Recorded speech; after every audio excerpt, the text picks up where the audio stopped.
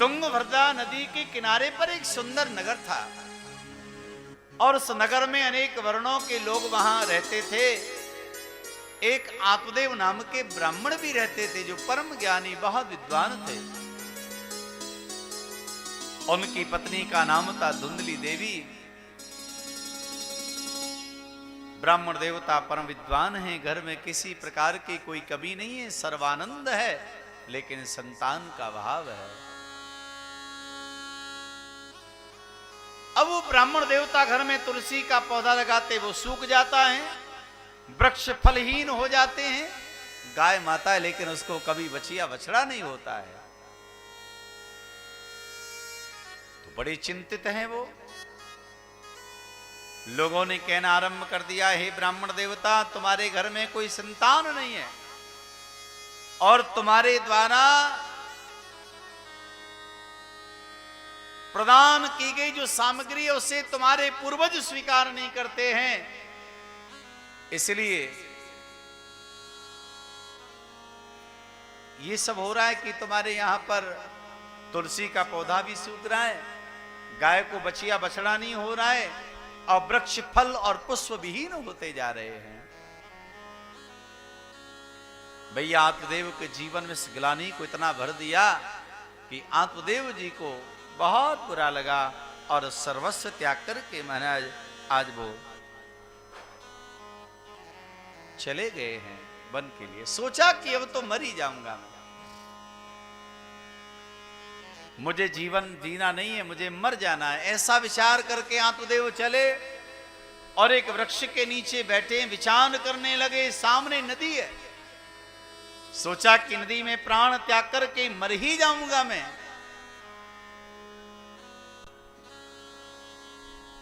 और महाराज इसी प्रकार से नदी में छलांग लगाने लगे। एक महात्मा जी वहां पर आ गए और महात्मा जी ने उनका हाथ पकड़ लिया। क्या कर रहे हो आप? कहा मैं प्राण त्यागने आया हूं। पूरी बात को बताया। तब महात्मा जी ने कहा इस प्रकार से देह को त्यागना ये जघन्य अपराध है। हे ब्राह्मण देवता, तुम इतने बड़े ज्ञानी हो, संतान से किसी को मोक्ष मिला है? जो पुत्र के मोह में तुम इतना डूबे हुए हो। अरे महाराज दशरथ के 4 पुत्र थे, किसी ने अपने पिता के मोक्ष के लिए मार्ग नहीं बताया। महाराजा सगर के 60,000 पुत्र थे, किसी ने पिता के लिए मोक्ष का मार्ग नहीं दिखाया। महाराज अंग को एक पुत्र हुआ जिसका नाम बेन था। पुत्र का मोह त्यागिए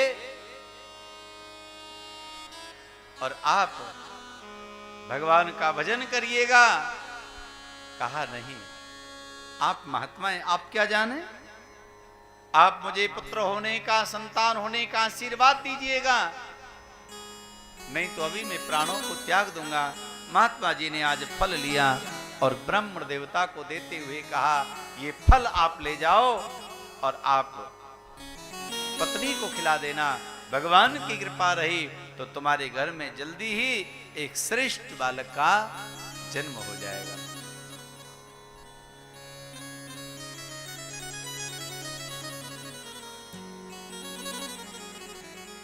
अब तो महाराज फल को लेकर के आए और धुंधली देवी को दिया। कहा देवी ये फल स्वीकार करो। महात्मा जी ने के द्वारा लेकर के आया, फल को ग्रहण करोगी तो श्रेष्ठ बालक का जन्म हो जाएगा। धुंधली ने अपनी आस पड़ोस की तमाम स्त्रियों को एकत्रित किया और वो पूरी बात को बताया है।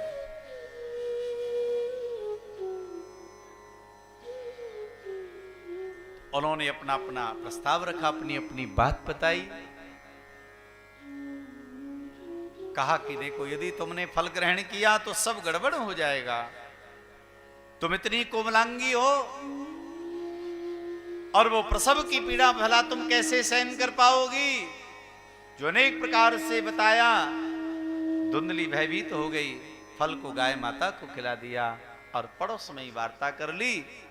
कि हम आपको धन प्रदान कर देंगे और आपको जो भी संतान हो वो हमें प्रदान कर देना। और ठीक समय आने पर महाराज पड़ोसिन के यहां पर एक पत्र हुआ, धुंधली को दे दिया और धुंधली ने आत्मदेव को कहा महाराज आपको पुत्र हुआ है। बहुत प्रसन्न हुए महाराज। और ठीक 3 महीने बाद में गाय माता ने भी एक सुंदर पुत्र को ही जन्म दिया है, जिसके कान गाय माता के समान हैं, शरीर मानव जैसा है।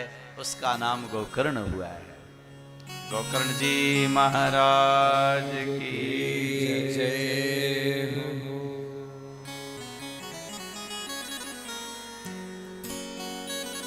अब तो धुंधकारी व्यसनों में डूब गया महाराज।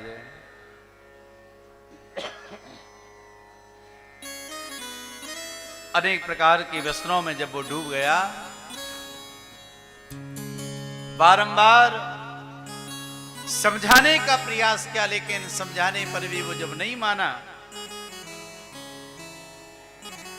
तो एक दिन महाराज आत्मदेव ने अपने ग्रह को त्याग दिया। गोकर्ण जी महाराज ने उनको भली भांति समझाया, कहा पुत्र मैं क्या करूं, मेरी समझ में नहीं आता है, मुझे क्या करना चाहिए। मैं घर में रहूं तो कैसे रहूं, अभी मेरे मन में कोई वैराग्य नहीं आया है। ना तो मैं घर में रह सकता, ना मैं वन में जा सकता, आखिर मैं क्या करूं। तब आज श्री गोकर्ण जी ने उनको भली भांति समझाने का प्रयास किया है। पिताजी, यदि आप त्यागना ही चाहते हो तो अपने जीवन से सबसे प्रथम आप मोह को त्यागिएगा। ये हमारा जीवन व्यतीत हो रहा है। एक चेतावनी भजन है, भाव प्रेम के साथ में आप गाएंगे। पल पल यूं आठों पहर धीरे धीरे। ये प्राणी सब कुछ जानते हुए भी वो मानता नहीं है महाराज।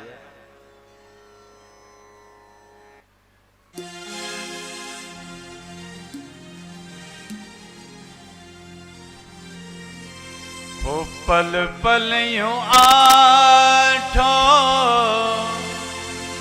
पहर धीरे धीरे। भाव प्रेम से ताली बजा के गाएंगे। चली जा रही है उम्र धीरे धीरे। चली जा रही है उम्र धीरे धीरे। चली जा रही है उम्र धीरे धीरे। गाइए। चली जा रही है उम्र धीरे धीरे। पल पल यूं आठों पहर धीरे धीरे। पल पल आठों प्रहर धीरे धीरे। चली जा रही है उम्र धीरे धीरे। गाइए। चली जा रही है उम्र धीरे धीरे। वृंदावन बिहारी लाल की जय हो।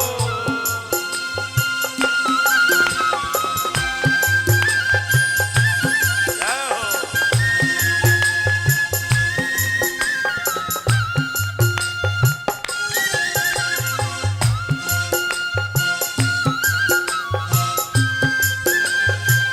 तालियों की सेवा करते हुए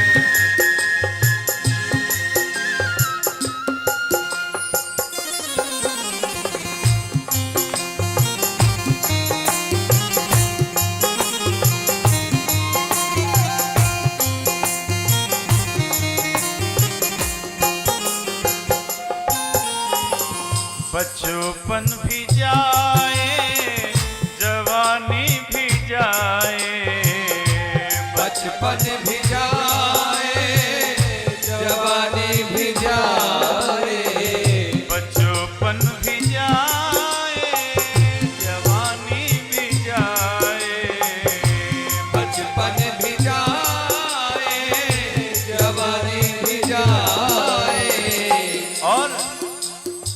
बुढ़ापे का होगा असर धीरे धीरे। हरि बोल। बुढ़ापे का होगा असर धीरे धीरे। बुढ़ापे का होगा असर धीरे धीरे। बुढ़ापे का होगा असर धीरे धीरे। पल पल यूं आठों पहर धीरे धीरे। पल पल आठों पहर धीरे धीरे।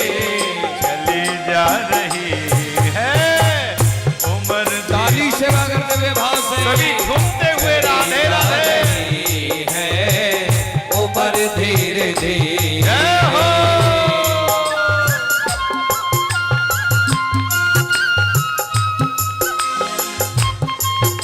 सभी झूमते हुए जय हो।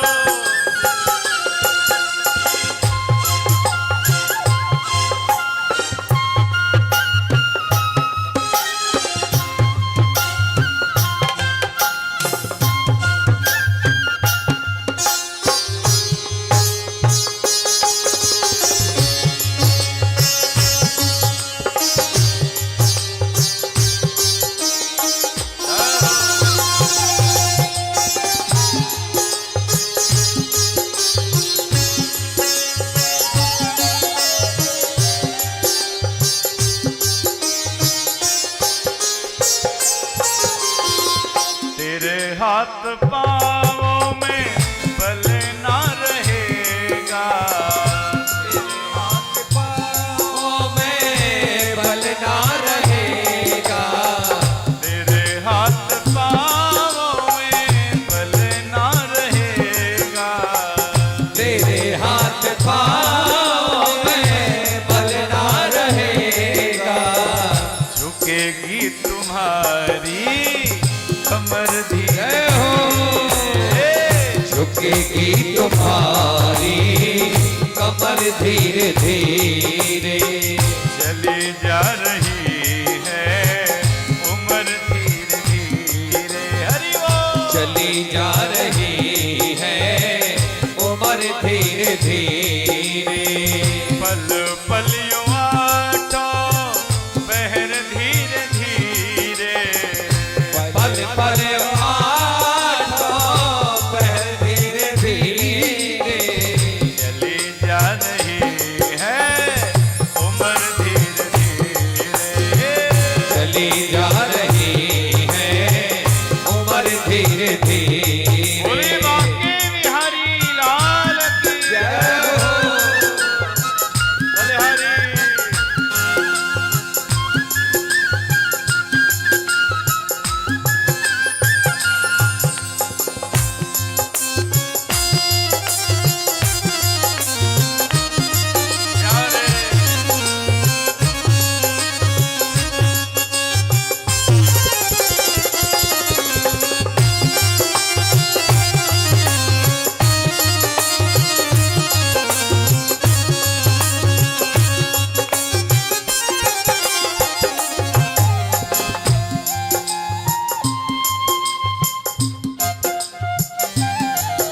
प्यारे जय हो।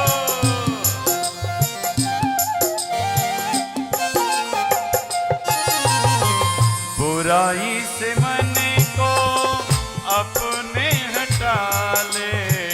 बुराई से मन को अपने हटा दे। बुराई से मन को अपने हटा ले।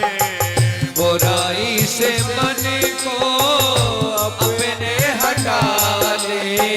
सुधर जाए तेरा जीवन धीरे धीरे। सुधर जाए तेरा जीवन धीरे धीरे। सुधर जाए तेरा जीवन धीरे धीरे। हरि बोल। सुधर जाए तेरा जीवन धीरे धीरे। पल पल यूं आठों पहर धीरे धीरे।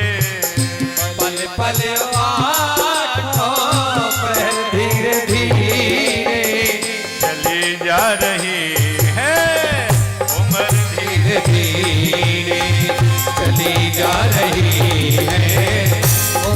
धीरे धीरे हाँ, चली जा रही है उम्र धीरे धीरे, चली जा रही है उम्र धीरे धीरे उम्र धीरे धीरे उम्र धीरे धीरे उम्र धीरे धीरे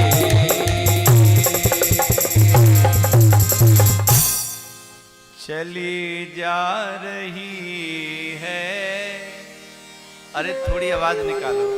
चली जा उम्र धीरे, पल पल यूं आठों पहर धीरे धीरे, पल पल यूं पहर धीरे धीरे चली जा रही है उम्र धीरे धीरे। बोले भक्त वत्सल भगवान की जय। इस प्रकार से महाराज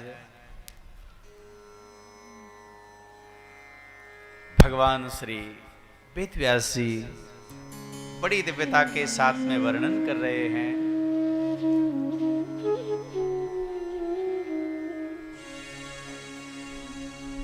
सनत कुमारों ने देवर्षि नारद जी को बताया कि आत्मदेव को गोकर्ण जी ने बड़ा दिव्य ज्ञान दिया है। क्या बताया कि सबसे प्रथम देहाभिमान को त्यागो, अहंकार को त्यागना चाहिए।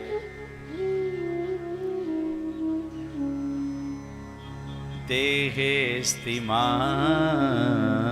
रुधिरई, हमारे शरीर में क्या है? अस्थि है, मांस है, रुधिर है, मज्जा है, इनसे बना हुआ ये शरीर है महाराज। तो देहाभिमान को त्यागें और उसके बाद में पश्चानसम जगददम क्षण भंग निष्ठम, केवल इतना हमको याद रखना है कि संसार में परमात्मा ने हमें भेजा है। तो किस लिए भेजा है? अपने द्वारा जीवन में कोई ऐसा अच्छा काम हो जाए, ऐसा कुछ मंगलमय काम हो जाए जिससे हमारा जीवन भी सार्थक हो और समाज के लिए हम कुछ कर पाए। ऐसा सोचकर के प्राणी को जीवन जीना चाहिए महाराज। बाकी घर, मकान, दुकान, व्यापार, जो संसार की जो भौतिक वस्तुएं हैं, इसको तो साथ में कोई लेके गया नहीं है और हमारे जाने के बाद में भी ये सब यहीं पर रहने वाले हैं। लेकिन साथ क्या जाएगा? जो प्राणी के द्वारा किया गया जो सत्कर्म है, जो किया गया अच्छा कार्य है, भैया वही ही केवल साथ में जाता है। इतना जानते हुए प्राणी अहंकार में डूबा हुआ है। गोकर्ण जी ने अपने पिताजी को, आत्मदेव जी को समझाते हुए कहा, पिताजी अपने मानव जीवन जो मिला इसका उद्देश्य हमें समझना चाहिए। क्या शरीर वास्तव में खाने पीने, नाचने, गाने, सोने के लिए मिला है? क्या संसार के उद्यमों के लिए मिला है? क्या बहुत बड़े धन संपत्ति कोई महाराज एकत्रित करने के लिए मानव शरीर मिला है? नहीं भैया, ये मानव देह हमें मिला है पुण्य के लिए, धर्म के लिए, परोपकार के लिए।